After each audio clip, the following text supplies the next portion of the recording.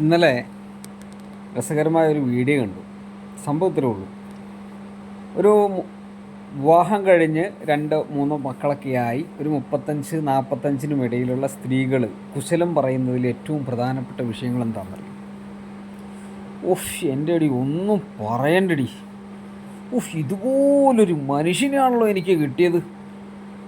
കുറച്ചും കൂടി നല്ല കുടുംബത്തിൽ നിന്നായിരുന്നെങ്കിൽ എന്ത് നന്നായേനെ. വല്ല സർക്കാർ ഉദ്യോഗസ്ഥനും ആയിരുന്നെങ്കിൽ എനിക്കങ്ങ് സുഭിക്ഷമായിട്ടിരിക്കായിരുന്നു. ഈ വല്ല ഗൾഫുകാരനൊക്കെ ആയിരുന്നെങ്കിൽ എനിക്കങ്ങ് ലാവിഷായിട്ട് അങ്ങ് ജീവിക്കാമായിരുന്നു. ഞാൻ ഞാൻ ഞാൻ ഞാൻ ഞാൻ ഞാൻ ഞാൻ ഇതൊക്കെ കേൾക്കുന്ന ഭർത്താക്കന്മാരെന്താ പറയാന്നറിയാം?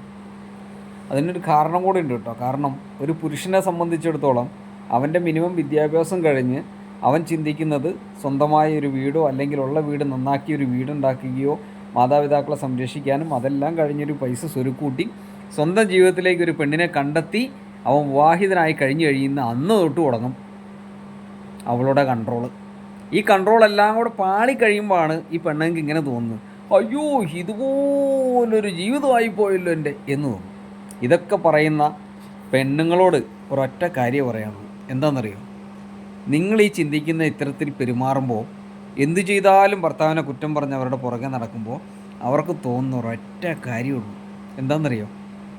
എൻ്റെ ദൈവമേ, ഈ കല്യാണമേ വേണ്ടായിരുന്നു എന്ന്.